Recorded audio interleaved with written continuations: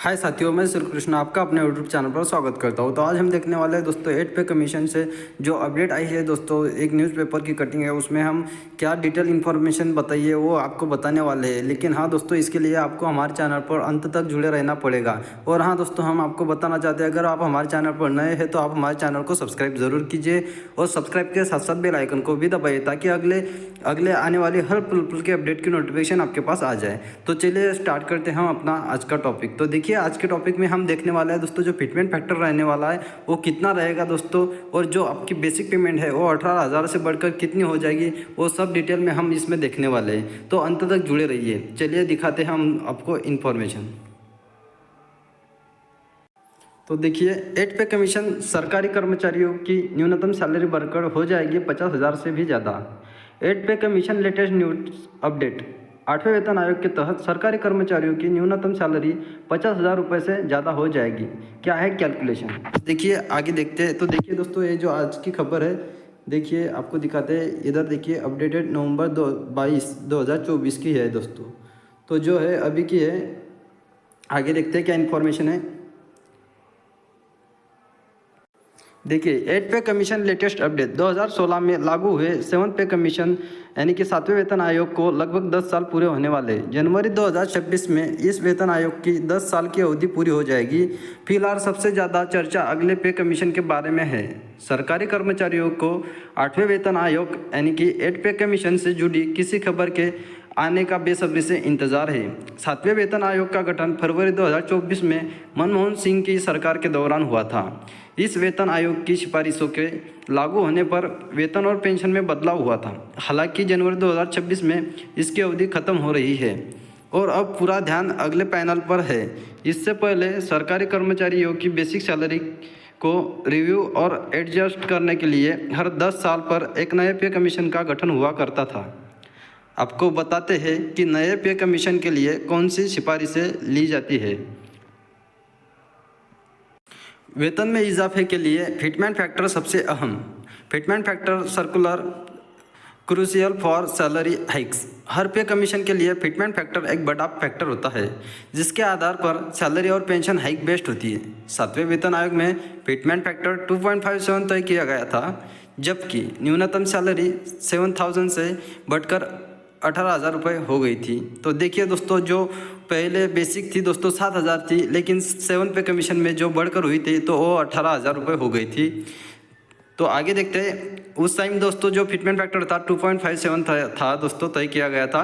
आगे देखते हैं क्या है। हालांकि कर्मचारी संगठनों ने 3.67 के हाई फिटमेंट फैक्टर की डिमांड की थी। तो देखिए दोस्तों, 2.57 फिटमेंट फैक्टर लागू होने से पहले जो गृहित दोस्तों अनुमान लगाया था वो 3.67 का लगाया था, लेकिन जो सरकार ने अप्रूवल दिया था दोस्तों तो वो 2.57 पर दिया था। तो आगे देखते क्या है। लेकिन इसे अप्रूव नहीं किया गया था और 8वें वेतन आयोग के लिए संगठनों को 2.86 फिटमेंट फैक्टर तय किए जाने की उम्मीद थी। National council of joint consultative machinery के सेक्रेटरी शिव गोपाल मिश्रा ने हाल ही में इस मांग पर जोर दिया था। तो देखिए दोस्तों, इस बार जो है 2.86 की फिटमेंट फैक्टर की लागू होने की उम्मीद है दोस्तों।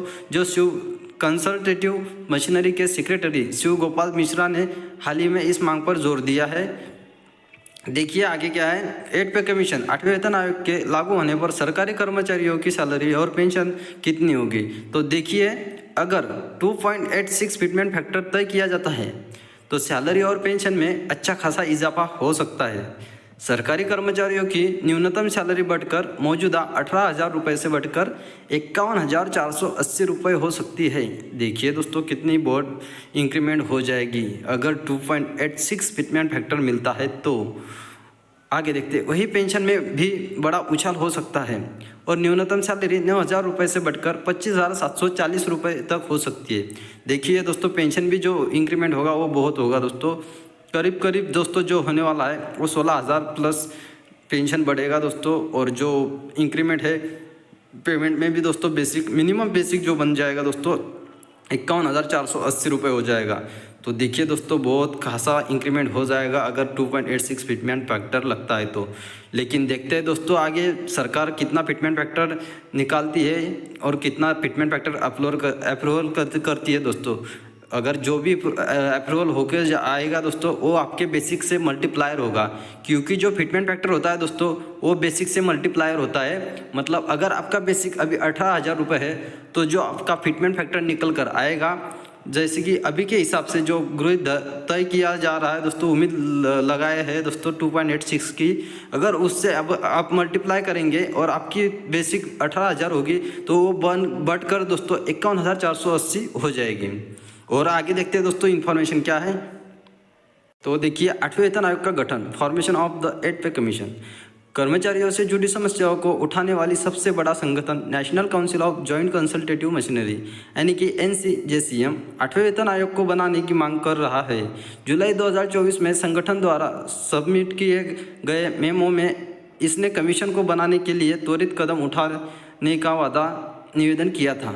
एक और अपील 2024 में भी की गई थी।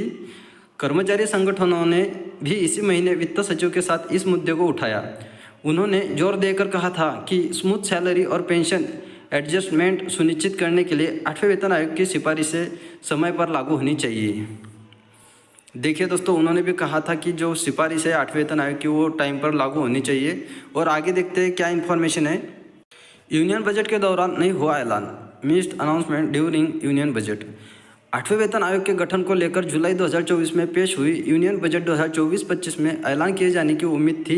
मीडिया रिपोर्ट्स में कहा गया था कि केंद्र सरकार बजट सेशन में 8वें वेतन आयोग की घोषणा हो सकती है। हालांकि ऐसा कोई ऐलान बजट में नहीं हुआ। 2026 में 7वें वेतन आयोग की अवधि खत्म हो रही है, जिसके चलते नए पे कमीशन के गठन का दबाव है। फिटमेंट फैक्टर और सैलरी व पेंशन पर इसके असर के बारे में फिलहाल चर्चा बनी हुई है।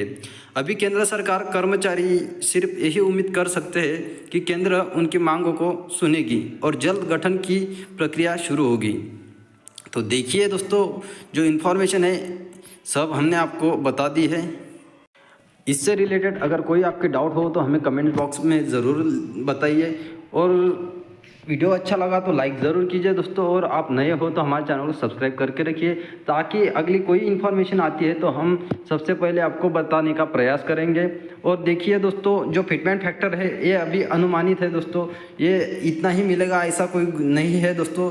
जो है दोस्तों बड़े लोग हैं वो अनुमान लगाए रखे हैं दोस्तों, इतना मिल सकता है। 2 फिटमेंट फैक्टर निकल कर आए हैं दोस्तों सामने, जो 1.92 है और एक दूसरा जो अब हमने डिस्कस किया 2.86 का है।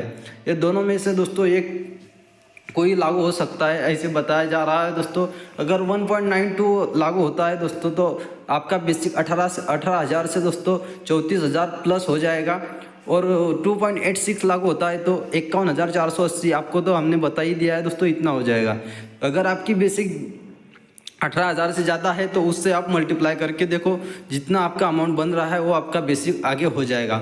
और जो DA रहता है दोस्तों वो उस टाइम 0% हो जाएगा, नए से DA स्टार्ट हो जाएगा।